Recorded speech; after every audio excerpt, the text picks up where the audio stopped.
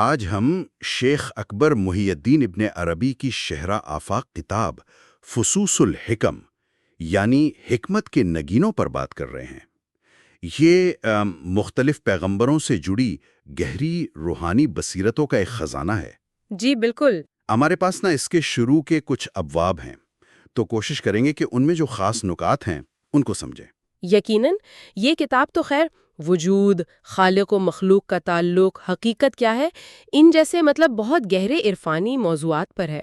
تو دیکھتے ہیں یہ ابتدائی حکمتیں کیا کہتی ہیں۔ تو پہلی حکمت حضرت آدم علیہ السلام کے حوالے سے ہے۔ کلمہ آدم میں حکمت الہیہ۔ ابن عربی یہاں کائنات کو ایک بے جلا آئینہ کہتے ہیں۔ اس کا کیا مطلب ہوا؟ یہ بڑی گہری تشبیہ ہے۔ مطلب یہ کہ کائنات میں صلاحیت تو ہے کہ وہ خدا کی صفات دکھائیں، لیکن وہ خود سے روشن نہیں۔ حضرت آدم یا انسان کامل جو ہیں، وہ اس آئینے کی اصل چمک، اس کی روح ہے۔ اچھا۔ وہ صرف ایک شخص نہیں بلکہ ایک نمونہ ہے جس میں اللہ کے تمام نام، تمام کائناتی حقیقتیں جمع ہے۔ اسی لیے وہ خلیفہ ہیں، خدا اور مخلوق کے بیچ ایک مکمل رابطہ۔ یعنی انسان کا کردار صرف مخلوق کا نہیں بلکہ وہ کائنات کو معنی دے رہا ہے۔ بالکل، اور ذریعہ بن رہا ہے کہ اللہ اپنی تخلیق کو آپ سمجھیں کہ مکمل طور پر دیکھے۔ اور فرشتوں پر جو ان کی فضیلت تھی وہ بھی اسی وجہ سے کہ انہیں سارے ناموں کا علم دیا گیا؟ جی ہاں، فرشتوں کا علم محدود تھا، پر آدم علیہ السلام کو تمام الہی ناموں کا ایک جامع علم ملا۔ یہی ان کے مقام کی دلیل ہے۔ وہ خدا شناسی کا ایک خاص ذریعہ بن گئے۔ آدم علیہ السلام کی اس جامعیت کے بعد اگلا باب ہے حضرت نوح علیہ السلام کا۔ کلمہ نوح میں حکمت سبوہیہ۔ یہاں دو تصورات آتے ہیں، تنزیہ اور تشبیہ۔ ان میں توازن کیوں ضروری ہے؟ یہ کیا ہے اصل میں؟ دیکھیے، تنزیہ کا مطلب ہے اللہ کو ہر قسم کی کمی، محدودیت یا مخلوق سے مشابہت سے پاک سمجھنا، کہ وہ سب سے الگ ہے۔ ٹھیک ہے۔ اور تشبیہ ہے کہ مخلوقات میں اسی کی صفات کا جلوہ پہچاننا، جیسے سننا، دیکھنا، علم۔ ابن عربی کہتے ہیں کہ اصل معرفت ان دونوں کو ساتھ لے کر چلنے میں ہے۔ یعنی صرف ایک پہلو کافی نہیں؟ نہیں، بالکل نہیں۔ صرف تنزیہ پر زور دیں تو اللہ کی معرفت محدود ہو جاتی ہے، ہم اس کی تجلیات کو پہچان نہیں پاتے۔ قرآن بھی تو یہی کہتا ہے نا، لَيْسَ كَمِثْلِهِ شَيْءٌ، اس جیسا کچھ نہیں۔ یہ تنزیہ ہے۔ صحیح۔ اور فوراً بعد وَهُوَ السَّمِيعُ الْبَصِيرُ، اور وہ سننے والا، دیکھنے والا ہے۔ یہ تشبیہ ہے۔ اچھا۔ تو کیا نوح علیہ السلام کی قوم نے اسی لیے بات نہیں مانی کہ یہ توازن نہیں تھا؟ اور یہ جو بات ہے کہ ہر عبادت کا میں اللہ ہی کی عبادت ہوتی ہے، یہ تو بہت ہی بڑی بات لگتی ہے۔ ابن عربی کی تشریح یہی ہے کہ ان کی قوم کی توجہ زیادہ تنزیہ پر رہی تو وہ ہر شے میں اللہ کی صفات کا ظہور نہ دیکھ پائیں، اور چونکہ ہر چیز میں، ہر مظہر میں اللہ کی ہی کوئی شان ہے، تو کسی بھی شے کی طرف توجہ آخرکار اللہ ہی کی طرف توجہ ہے، چاہے عبادت کرنے والا یہ جانے یا نہ جانے۔ یہ وحدت الوجود کا ایک اہم پہلو ہے۔ واقعی گہری بات ہے۔ اچھا، آگے بڑھتے ہیں۔ حضرت ابراہیم علیہ السلام، کلمہ ابراہیمی میں حکمت مہمیہ، انہیں خلیل اللہ کہتے ہیں۔ اس کی ایک وجہ تخلل بتائی گئی ہے، یعنی الہی صفات کا ان کی ذات میں سرایت کر جانا۔ یہ کیا ہے؟ تخلل کا مطلب ہے جیسے کوئی چیز دوسری میں پوری طرح رچ بس جائے، پانی جیسے مٹی میں جذب ہو جاتا ہے۔ یہاں مراد یہ ہے کہ حضرت ابراہیم اللہ کی محبت اور معرفت میں اتنے فنا ہوئے کہ الہی صفات آپ سمجھیں کہ ان کی اپنی ذات کا حصہ بن گئی۔ اچھا۔ اور یہ باب خود شناسی اور خدا شناسی کے تعلق کو بھی واضح کرتا ہے۔ وہ جو حدیث ہے، جس نے اپنے نفس کو پہچانا، اس نے اپنے رب کو پہچانا۔ جی ہاں، سنائے۔ تو خود کو پہچاننا صرف کوئی نفسیاتی مشق نہیں، بلکہ اپنے وجود کی گہرائی میں اتر کر اس الہی حقیقت کو پانا ہے جس کا ہم عکس ہیں۔ اللہ ہمارا آئینہ ہے، ہم اس کا آئینہ ہے۔ بہت خوب۔ خود شناسی سے خدا شناسی، زبردست۔ آخری باب جو آج ہم دیکھ رہے ہیں وہ حضرت اسحاق علیہ السلام سے متعلق ہے۔ کلمہ اسحاقی میں حکمت حقیہ، اس میں حضرت ابراہیم کے خواب قربانی کی ایک خاص تعبیر ہے۔ جی، یہ تعبیر بھی بہت دلچسپ ہے۔ ابن عربی کے مطابق خواب عالم خیال کی تجلی تھا۔ عالم خیال یعنی صرف امیجنیشن؟ نہیں، صرف امیجنیشن نہیں، یہ وجود کا ایک درمیانی درجہ ہے جہاں روحانی حقیقتیں حسی شکلوں میں نظر آتی ہیں، جیسے سچے خوابوں میں ہوتا ہے۔ اچھا، تو حضرت ابراہیم نے خواب میں دیکھا تو بیٹے کی شکل تھی، لیکن حقیقت میں وہ ایک مینڈھا تھا جو بیٹے کی مثالی صورت میں نظر آیا۔ انہوں نے خواب کے ظاہر پر عمل کیا، لیکن اللہ نے پھر ذبح عظیم یعنی وہ مینڈھا بھیج کر خواب کی اصل تعبیر ظاہر کر دی، جو شاید اس وقت حضرت ابراہیم پر بھی پوری طرح واضح نہ تھی۔ تو یہ واقعہ مطلب خواب اور کشف کی صحیح تعبیر کی اہمیت بتاتا ہے۔ بالکل، عالم خیال کی حقیقت اور اس کی تعبیر دونوں بہت اہم ہیں۔ تو آج ہم نے فصوص الحکم کے شروع کے کچھ نگینوں پر غور کیا۔ آدم علیہ السلام بطور کامل آئینہ، نوح علیہ السلام کے ہاں تنزیہ و تشبیہ کا توازن، ابراہیم علیہ السلام کی خود شناسی سے خدا شناسی تک، اور پھر حضرت اسحاق کے باب میں عالم خیال اور خواب کی تعبیر۔ جی ہاں، اور یہ سب حکمتیں ہمیں وجود، خدا اور اپنے تعلق کو مختلف زاویوں سے دیکھنے کی دعوت دیتی ہیں۔ ہر پیغمبر سے جڑی حکمت حقیقت کے ایک خاص پہلو کو روشن کرتی ہے۔ ان سب کو ملا کر دیکھنے سے ایک زیادہ مکمل تصویر بنتی ہے۔ بالکل، تو سننے والوں کے لیے ایک سوال چھوڑ جاتے ہیں۔ حقیقت کی ان مختلف پرتوں کو، ان نگینوں کو سمجھنا خالق کائنات اور خود ہمارے اپنے وجود کے بارے میں ہمارے تصورات کو کیسے بدل سکتا ہے یا متاثر کر سکتا ہے؟ تو آج ہم ایک بہت اہم اور گہری کتاب پر بات کر رہے ہیں، شیخ اکبر ابن عربی کی فصوص الحکم۔ جی، فصوص الحکم واقعی بہت گہری تحریر ہے۔ ہاں، ہم اس کے کچھ آپ کہہ لیں منتخب حصوں کا گہرائی سے جائزہ لیں گے۔ یہ وہ تحریریں ہیں جو مختلف پیغمبروں سے جڑی خاص حکمتوں پر روشنی ڈالتی ہیں۔ جی بالکل، اور ان ذرائع میں موضوعات بھی بہت دلچسپ ہیں، جیسے خوابوں کی تعبیر کیا ہے، ہاں، حقیقت کی اصل نوعیت کیا ہے، پھر الہی تجلیات کا معاملہ ہے، اور علم و معرفت کی بات۔ تو کوشش یہ رہی بھی کہ ان پیچیدہ متن سے جو اہم نکات ہیں، علم کے، ادراک کے، الہی تصورات کے، انہیں ذرا آسان اور دلچسپ انداز میں سامنے لایا جائے۔ جی انشاءاللہ۔ چلیں پھر شروع کرتے ہیں۔ سب سے پہلے یہ خواب، تخیل اور حقیقت کا جو تصور ہے، حضرت یوسف کے، ابراہیم کے اور نبی کریم صلی اللہ علیہ وآلہ وسلم کے حوالوں سے۔ ہاں، جیسے حضرت ابراہیم کے خواب کا واقعہ ہے، بیٹے کی قربانی والا، وہاں یہ بات اہم تھی کہ ظاہری صورت کچھ اور تھی، لیکن باطنی معنی وہ زیادہ اہم تھا۔ بیٹے کی نہیں۔ صحیح۔ اسی طرح ایک اور روایت میں آتا ہے کہ دودھ پینے کا خواب دیکھا تو اس کی تعبیر علم سے کی گئی۔ اچھا۔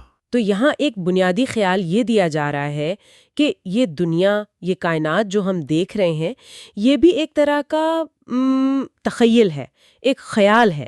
خیال یعنی تصور، اللہ کا سایہ جیسا۔ ہاں، کچھ ایسا ہی، جیسے کسی اصل چیز کا عکس ہو۔ تو ہمارا جو ادراک ہے، جو سمجھ ہے، وہی گویا حقیقت کو تشکیل دے رہا ہے۔ اچھا، تو مطلب یہ ہوا کہ جو ہم دیکھ رہے ہیں، محسوس کر رہے ہیں، وہ حتمی حقیقت نہیں ہے، بلکہ اس کی ایک شکل ہے اور اسے سمجھنے کے لیے تعبیر کی ضرورت ہے۔ جی بالکل، جیسے خواب کی تعبیر ہوتی ہے۔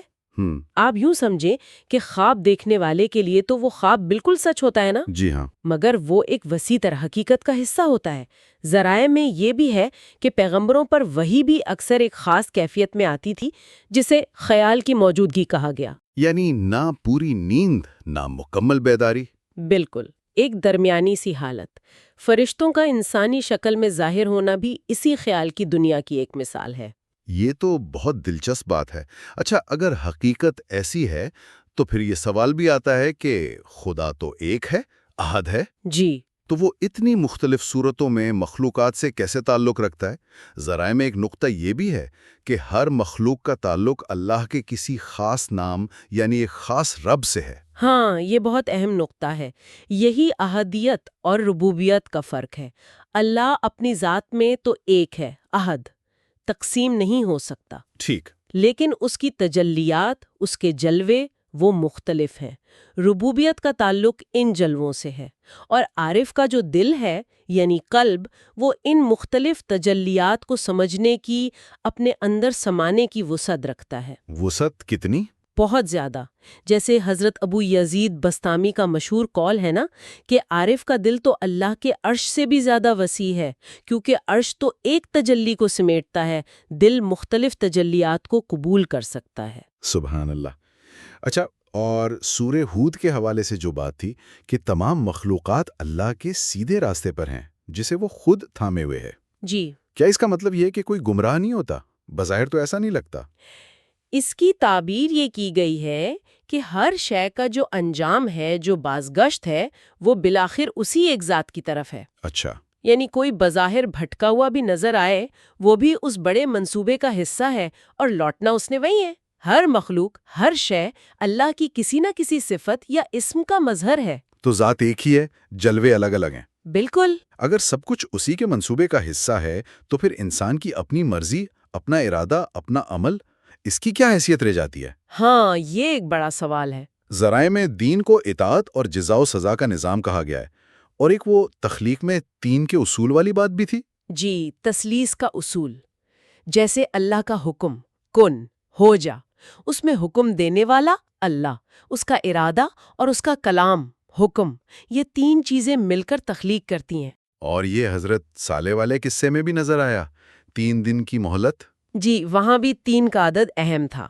لیکن یہاں جو سب سے آپ کہہ لیں چونکا دینے والی بات ہے وہ یہ کہ گہری معرفت یعنی حقیقت کا علم، انسان کی اپنی مرضی سے کچھ کرنے کی جو خواہش یا ہمت ہوتی ہے نا، جی. جسے ہما کہا گیا ہے، جی. اس معرفت سے وہ ہمت محدود ہو جاتی ہے. محدود؟ یہ تو عجیب بات ہے. علم تو طاقت دیتا ہے عام طور پر. ہاں، عام فہم تو یہی ہے. جیسے حضرت لوط کا واقعہ ہے کہ انہوں نے ظاہری طاقت مانگی تھی قوم کے مقابلے میں، یا وہ ابو سعود الشبلی کا قول کہ میں نے اپنی مرضی سے عمل کرنا چھوڑ دیا ہے. اس کا کیا مطلب ہے؟ علم کمزور کر دیتا ہے؟ کمزور نہیں، شاید زیادہ حقیقت پسند بنا دیتا ہے. عارف جب یہ جان لیتا ہے نا کہ کائنات میں ہر عمل، ہر واقعہ اللہ کے ازلی علم اور مرضی کے عین مطابق ہو رہا ہے، اور یہ سب مخلوقات کی اصل حقیقتوں یعنی آیان ثابتہ پر مبنی ہے، جو ان کی پوٹینشل حالتیں ہیں. ٹھیک. تو یہ جاننے کے بعد وہ اپنی ذاتی مرضی کو، اپنی خواہش کو کائنات کے اس بہاؤ پر مسلط کرنے سے آپ کہہ لیں ہچکچاتا ہے. کیوں؟ کیونکہ وہ دیکھتا ہے کہ کرنے والا فاعل اور جس پر عمل ہو رہا ہے مفعول، ان میں گہری سطح پر ایک وحدت ہے، ایک تعلق ہے. اسے لگتا ہے کہ اپنی طرف سے زبردستی کرنا، مداخلت کرنا، یہ ایک طرح سے بے معنی ہے. تو یہ کمزوری نہیں بلکہ ایک طرح کی آزادی ہے، اپنی محدود مرضی کے بوجھ سے آزادی. بالکل، آپ نے صحیح سمجھا، یہ محدود میں سے آزادی ہے. تو آج کی گفتگو کا اگر خلاصہ کریں تو یہ نکلتا ہے کہ ہمارا شعور، ہمارا ادراک، حتیٰ کہ ہمارا عقیدہ، یہ سب حقیقت کو سمجھنے میں کلیدی کردار ادا کرتا ہے. جی ہاں، بالکل جیسے خواب کی تعبیر اس کے معنی بدل دیتی ہے. اور خلا جو اپنی ذات میں ایک ہے، وہ مختلف صورتوں میں مختلف ناموں سے تجلی کرتا ہے. اور گہری روحانی سمجھ یعنی معرفت، وہ انسان کو ظاہری عمل اور طاقت سے زیادہ باطنی حقیقت اور الہی مرضی کی طرف متوجہ کرتی ہے. وہ ذاتی ارادے کو ختم نہیں کرتی، شاید اسے صحیح سمت دیتی ہے. بالکل. اچھا، آخر میں ایک سوال سامعین کے لیے چھوڑ جاتے ہیں سوچنے کو. ضرور. اگر یہ کائنات، جیسا کہ کہا گیا، ایک طرح کا خیال یا خواب ہے، اور خدا ہمارے عقیدے کے مطابق ہم پر ظاہر ہوتا ہے، تو پھر ہمارے ذاتی انفرادی تجربے کی کیا نوعیت ہے، اس کی کیا حیثیت ہے؟ بہت گہرا سوال ہے. اور کیا یہ ممکن ہے کہ ہم کسی خاص عقیدے کی حدود سے نکل کر اس حتمی سچائی تک پہنچ سکیں، یہ جانتے ہوئے کہ اللہ، جیسا کہ کہا گیا، کسی ایک عقیدے میں سمائے جانے سے کہیں زیادہ وسیع، کہیں زیادہ بڑا ہے؟ خوش آمدید. آج ہم شیخ اکبر ابن عربی کی مشہور کتاب خصوصاً الحکم کے کچھ انتہائی دلچسپ حصوں پر گفتگو کر رہے ہیں. جی ہاں. یہ وہ گہری باتیں ہیں جو وجود، الوہیت اور تخلیق کے رشتوں کو واضح کرتی ہیں. بالکل. اور ہماری کوشش ہے کہ ان تحریروں میں جو حکمت چھپی ہے اس کو سمجھیں. خاص طور پر اللہ کی تجلی، مطلب اس کا ظاہر ہونا، اس کی رحمت اور انسان کی حقیقت. جی. یہ سب جیسا کہ عیسیٰ، سلیمان، یونس علیہ السلام کے قصوں سے بھی واضح ہوتا ہے. تو آئیے شروع کرتے ہیں اس گفتگو کو۔ ان میں ایک بنیادی خیال جو بار بار آتا ہے وہ ہے اللہ کی رحمت کا۔ جی، رحمت۔ باب 21 یعنی زکریا کے باب میں اور 16 سلیمان کے باب میں اس پر بہت زور ہے کہ یہ رحمت ہر چیز پر حاوی ہے، ہاں یہاں تک کہ اللہ کے ناموں پر بھی۔ یہ تو بڑی عجیب بات لگتی ہے۔ جی، یہ واقعی ایک بہت گہرا نقطہ ہے۔ ابن عربی رحمت کی دو بنیادی قسمیں بتاتے ہیں۔ اچھا، ایک ہے رحمت عام یا رحمت واجبہ، جسے ہم الرحمن کہتے ہیں۔ یہ وہ رحمت ہے جو ہر موجود کو وجود دیتی ہے بغیر کسی شرط کے۔ اور دوسری ہے رحمت خاص، رحمت امتنانیہ یعنی الرحیم۔ یہ وہ ہے جو کسی عمل یا دعا کے جواب میں ملتی ہے۔ ٹھیک۔ سلیمان علیہ السلام نے جو بلقیس کو خط لکھا، اس میں بسم اللہ الرحمن الرحیم کا استعمال وہ اسی طرف اشارہ ہے۔ دونوں رحمتوں کا ذکر ہے۔ اچھا، یعنی وجود دینے والی بھی اور انعام دینے والی بھی۔ بالکل، اور یہ رحمت اتنی وسیع ہے کہ فصوص میں اشارہ ملتا ہے کہ آخرکار اہل نار کو بھی عذاب کے بعد ایک طرح کا سکون ملے گا۔ سبحان اللہ، یہ تو رحمت کی انتہا ہے۔ جی، یہ رحمت کی وسعت کی دلیل ہے ان کے نزدیک۔ اچھا، یہ تو رحمت کی بات ہوئی، لیکن یہ الہی حقیقت خود کو ظاہر کیسے کرتی ہے؟ وہ تجلی کا لفظ استعمال ہوا ہے باب 15 عیسیٰ اور 18 یونس میں۔ جی، تجلی۔ اس کا کیا مطلب ہے؟ اور ایسا کیوں ہے کہ ایک ہی چیز الگ الگ لوگوں کو الگ نظر آتی ہے؟ دیکھیے، تجلی کا مطلب ہے اللہ کا کسی نہ کسی شکل میں کسی نہ کسی طرح ظاہر ہونا، مگر بات یہ ہے کہ ہر دیکھنے والا اس تجلی کو اپنی سمجھ، اپنی حالت، اپنی استعداد کے مطابق ہی دیکھتا ہے یا پاتا ہے۔ اچھا، جیسے عیسیٰ علیہ السلام کی پیدائش روح القدس کے پھونکنے سے ہوئی، ایک معجزہ تھا۔ جی ہاں، مگر لوگوں نے انہیں اپنی اپنی نظر سے دیکھا، کسی نے کہا ابن مریم، کسی نے کہا روح اللہ۔ ٹھیک۔ اسی طرح ابراہیم علیہ السلام کے لیے آگ وہ ٹھنڈک اور سلامتی بن گئی، ہاں، یہ واقعہ تو مشہور ہے۔ مگر باقی دیکھنے والوں کو تو وہ صرف آگ ہی نظر آ رہی تھی۔ تو حقیقت ایک، لیکن اس کے جلوے مختلف ہیں دیکھنے والے کے حساب سے۔ سمجھ گئی، یعنی ہماری اپنی حالت، ہم جیسا دیکھتے ہیں ویسا ہی ہمیں نظر آتا ہے۔ بالکل۔ اسی سلسلے میں باب 15 میں ایک اور تھوڑی مشکل بات ہے کہ یہ جو ظاہری وجود ہے یہ ایک خیال کی طرح ہے۔ ہاں، خیال۔ اس کا کیا مطلب ہوا؟ کیا یہ دنیا بس ایک وہم ہے؟ نہیں، خیال کا لفظ یہاں اس کا مطلب صرف وہم یا ایلیوژن نہیں ہے، یہ اصل میں مینیفیسٹیشن یا عکس کے قریب ہے۔ مینیفیسٹیشن یعنی ظہور؟ جی، ایسے سمجھے جیسے کوئی خواب دیکھ رہا ہو۔ خواب میں جو کردار ہیں، جو مناظر ہیں، وہ خواب کی حد تک حقیقی لگتے ہیں، ہاں بالکل، مگر اصل میں وہ خواب دیکھنے والے کے ذہن کا ہی اظہار ہوتے ہیں۔ ٹھیک۔ تو ابن عربی کے نزدیک یہ کائنات بھی کچھ ایسا ہی ہے، یہ اللہ کی تجلی ہے، اس کا ظہور ہے، ایک طرح سے اس کا خیال جو ہمیں ٹھوس حقیقت لگتا ہے۔ تو یہ غیر حقیقی نہیں ہے؟ غیر حقیقی نہیں، بلکہ اس کی حقیقت اللہ سے ہے، وہی اصل حقیقت ہے جس کا یہ خیال یا عکس ہے۔ یہ تو واقعی سوچ بدلنے والی بات ہے۔ اچھا، اگر یہ سب اللہ کا ہی ظہور ہے تو پھر انسان کا کیا مقام ہے اس میں؟ جی، باب 18 میں یہ بھی ہے کہ انسان کو محفوظ رکھنا اللہ کو محفوظ رکھنے جیسا ہے۔ یہ کیسے؟ یہ اس لیے جیسا کہ باب 18 میں واضح ہے کہ انسان کو اللہ کی صورت پر تخلیق کیا گیا ہے۔ اللہ کی صورت پر؟ یعنی انسان میں الہی صفات کا عکس ہے، اس کی روح اللہ کی طرف سے ہے، اسی وجہ سے انسانی جان کی بقا کو بہت اہمیت دی گئی ہے۔ معافی اور درگزر کو انتقام پر فوقیت دی گئی، حالانکہ قصاص میں بھی یعنی بدلے میں بھی حیات یا زندگی ہے۔ سنا ہے وَلَكُمْ فِي الْقِصَاصِ حَيَاتٌ۔ جی، وہ معاشرے کی بقا کے لیے ہے، لیکن اللہ کی حکمت انسان کو باقی رکھنے کو ترجیح دیتی ہے۔ ٹھیک۔ داؤد علیہ السلام اور بیت المقدس کی تعمیر کا قصہ بھی اسی طرف اشارہ کرتا ہے کہ اللہ اپنی اس مخلوق کی، جس میں اس کا خاص عکس ہے، اس کی بقا چاہتا ہے۔ تو انسان کا وجود بہت خاص ہے۔ اب سوال یہ ہے کہ اس عظیم حقیقت سے یعنی اللہ سے انسان کا تعلق کیسے بنتا ہے؟ باب 18 یونس میں ذکر کا ذکر ہے، اللہ کو یاد کرنا۔ جی، ذکر یہ ایک بہت آپ کہہ سکتے ہیں طاقتور ذریعہ ہے تعلق کا۔ ایک حدیث قدسی کا حوالہ بھی آتا ہے کہ اللہ فرماتا ہے، میں اپنے بندے کے گمان کے ساتھ ہوں، اور جب وہ مجھے یاد کرتا ہے تو میں اس کے ساتھ ہوتا ہوں۔ اللہ اکبر۔ اور دلچسپ بات یہ ہے، فصوص میں اشارہ ہے کہ اگر انسان کا صرف ایک حصہ بھی، جیسے زبان، ذکر میں مشغول ہو، اور باقی جسم یا دماغ غافل ہو، جی، تب بھی اللہ اس یاد کرنے والے حصے کے ساتھ ہوتا ہے اور اپنی خاص توجہ سے باقی حصوں کی بھی حفاظت کرتا ہے۔ اچھا، یہ بھی انسان کے اللہ کی صورت پر ہونے اور اس کی روح کے الہی ماخذ سے جڑے ہونے کی ایک دلیل ہے۔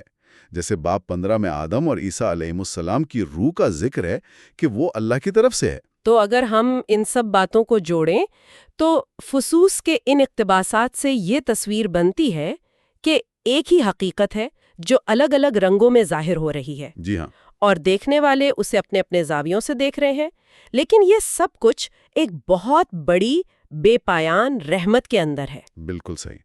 اور جب ہم یہ سمجھ لیتے ہیں کہ یہ پوری تخلیق اسی ایک حقیقت کا ظہور ہے اور رحمت ہر چیز پر غالب ہے، تو پھر زندگی کے تجربات، خاص طور پر مشکلات اور آزمائشیں، ان کو دیکھنے کا ہمارا انداز وہ بدل سکتا ہے۔ بالکل۔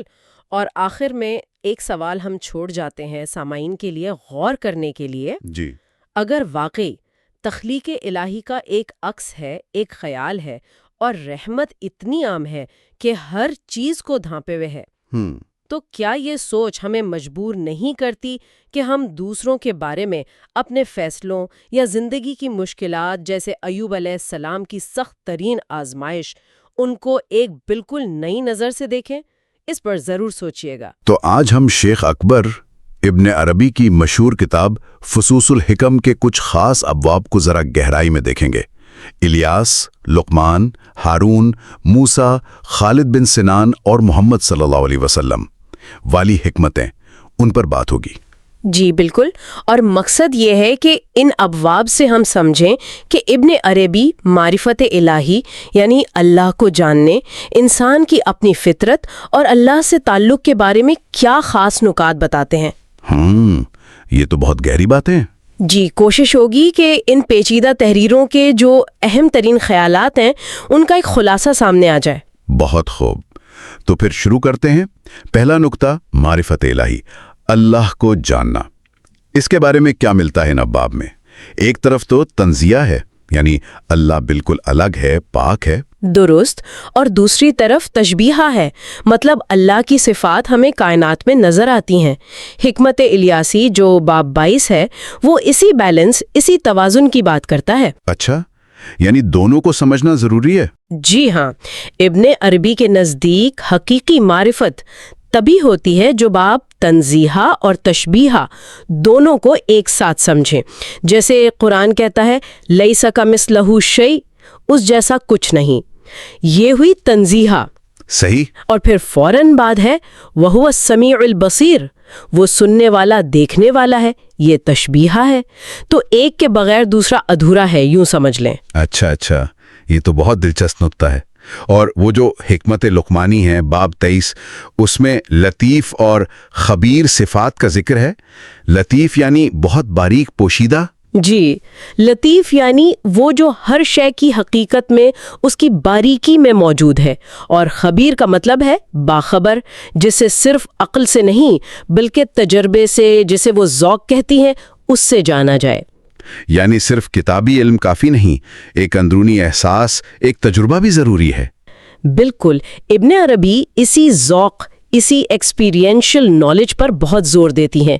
اب اگلا نقطہ دیکھیں، الہی تجلیات کا، یعنی اللہ کا ظاہر ہونا۔ جی، تو ایک بہت اہم بات وہ یہ کہتی ہیں کہ جو عارف ہوتا ہے وہ ہر چیز میں، ہر عمل میں، یہاں تک کہ جو چیز بظاہر گمراہی لگ رہی ہو، اس میں بھی اصل حقیقت یعنی اللہ ہی کو کام کرتا ہوا دیکھتا ہے۔ یہ تو سمجھنا تھوڑا مشکل ہے، مطلب کوئی مثال؟ جی، مثال کے طور پر باب 24 میں موسیٰ اور ہارون کا قصہ ہے، بچھڑے کی پوجا والا۔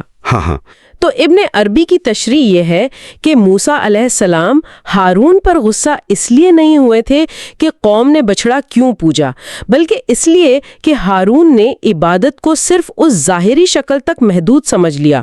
انہوں نے اس کے پیچھے جو ایک وسیع تر الہی حقیقت کام کر رہی تھی، اس کا ایک طرح سے انکار کیا۔ اچھا، عارف یہ سمجھتا ہے کہ عبادت کسی بھی شکل میں ہو، اس کا جو اصل مرجع ہے وہ آخرکار اللہ ہی ہوتا ہے، چاہے عبادت کرنے والا خود نہ جانتا ہو۔ ہاں، طریقہ تو وہی صحیح ہے جو شریعت نے بتایا، لیکن عارف کی نظر گہرائی میں جاتی ہے۔ یہ واقعی بہت دقیق بات ہے۔ اچھا، اسی طرح موسیٰ کے باب میں یعنی باب 25 میں وہ فرعون کے ڈوبنے وقت ایمان لانے والی بات بھی ہے، وہ تو بہت متنازع ہے۔ جی، متنازع رہی ہے ظاہر پرست علماء کے نزدیک۔ ابن عربی کا موقف یہ ہے کہ فرعون کا ایمان قبول ہو گیا تھا۔ واقعی؟ ان کی دلیل یہ ہے کہ اللہ نے اس کی روح اس لمحے قبض کی جب وہ پوری طور اللہ کی طرف متوجہ تھا، اور اسلام لانے کا مطلب ہی پچھلے گناہوں کا مٹ جانا ہے۔ یہ اللہ کی رحمت کی وسعت کا بیان ہے جو ہماری عام سوچ سے بہت آگے ہے۔ یہ تو واقعی روایتی سوچ سے بہت مختلف ہے۔ کیا اس کا تعلق کسی اور تصور سے بھی ہے؟ جی ہاں، یہ اسی خیال سے جڑا ہے کہ حق ہر ایک پر اس کی اپنی صلاحیت، اس کے اپنے برتن کے مطابق ظاہر ہوتا ہے۔ اسی لیے باب 26 میں خالد بن سنان کا ذکر ہے، جو ایک نبی تھے لیکن بنی اسرائیل کی روایت سے نہیں تھے۔ اچھا۔ کہا جاتا ہے کہ وہ فطرت سے اپنی اندرونی بصیرت سے حق کو پہچانتے تھے۔ تو یہ اشارہ ہے کہ اللہ تک پہنچنے کے راستے بہت سے ہیں۔ یہ تو بڑی وسعت نظری ہے۔ بالکل، اور یہی بات شیخ جنید بغدادی کے اس مشہور قول میں بھی ہے، جس کا اشارہ باب 27 میں ملتا ہے۔ پانی کا رنگ وہی ہے جو اس کے برتن کا رنگ ہے۔ اچھا، یعنی اللہ کی تجلی ہر انسان کے عقیدے اور سمجھ کے مطابق ہوتی ہے۔ جی بالکل۔ اب ذرا انسانی حالت اور کمال کی طرف آئیں۔ باب 25 میں موسیٰ علیہ السلام کی پیدائش، وہ صندوق میں دریا میں بہایا جانا، ان واقعات کا کیا مطلب بیان کیا گیا ہے؟ ان کو روح کے سفر کی علامت سمجھا گیا ہے۔ صندوق ان کی انسانی جسمانی فطرت ہے، اور دریا علم الہی کا سمندر۔ ان مشکلات سے گزر کر ہی روح پاک ہوتی ہے، صبر آتا ہے، توکل بڑھتا ہے، اور پھر معرفت ملتی ہے۔ صحیح۔ اور پھر آخری باب حکمت محمدی، باب 27، اس میں نبی کریم صلی اللہ علیہ وسلم کی وہ 3 پسندیدہ چیزیں، عورتیں، خوشبو اور نماز۔ ابن عربی اس کی کیا خاص تشریح کرتے ہیں؟ یہ بہت ہی کلیدی نکتہ ہے۔ ابن عربی کے نزدیک عورت سے محبت اصل میں انسان کی اپنے مبدا، اپنے اصل یعنی اللہ کی طرف جو فطری کشش ہے، اس کی علامت ہے۔ اچھا، وہ کیسے؟ کا مشاہدہ کر رہا ہوتا ہے، ایک تخلیق میں اپنے خالق کی نشانی دیکھ رہا ہوتا ہے۔ عورت اس کے لیے اللہ کی یاد دہانی بن جاتی ہے۔ سبحان اللہ۔ اور خوشبو اور نماز؟ خوشبو کا تعلق نفس رحمانی سے جڑا گیا ہے، یعنی وجود کی وہ الہی مہک، وہ تخلیقی سانس جس سے کائنات بنی اور قائم ہے۔ یہ پاکیزگی اور لطافت کی علامت ہے۔ اور نماز؟ نماز تو پھر معراج ہے، یعنی حق کا براہ راست مشاہدہ، اللہ سے براہ راست بات چیت اور دل کا حقیقی سکون، وہ لمحہ جب بندہ اپنے رب کے قریب ترین ہوتا ہے۔ تو ان سب باتوں کو اگر ہم جوڑ کے دیکھیں تو ایک بنیادی خیال ابھرتا ہے، کثرت میں وحدت کا، یعنی ہر چیز میں، ہر عقیدے میں، ہر تجربے میں ایک ہی حقیقت کے الگ الگ رنگ دیکھنا۔ یہ سوچنے کی بات ہے کہ یہ نظریہ ہمارے آس پاس کی دنیا، مختلف لوگوں، ان کے خیالات کو دیکھنے کا انداز کیسے بدل سکتا ہے۔ واقعی۔ اور یہ سوال بھی ذہن میں آتا ہے کہ پھر حقیقی معرفت کیا ہے؟ کیا وہ کوئی پکا یقین ہے، یا جیسا موسیٰ کے باب میں حیرت کا ذکر آیا، کیا یہ ایک مسلسل حیرت، ایک نہ ختم ہونے والا تجسس اور دریافت کا نام ہے؟ یہ وہ سوالات ہیں جن پر شاید مزید غور و فکر کیا جا سکتا ہے۔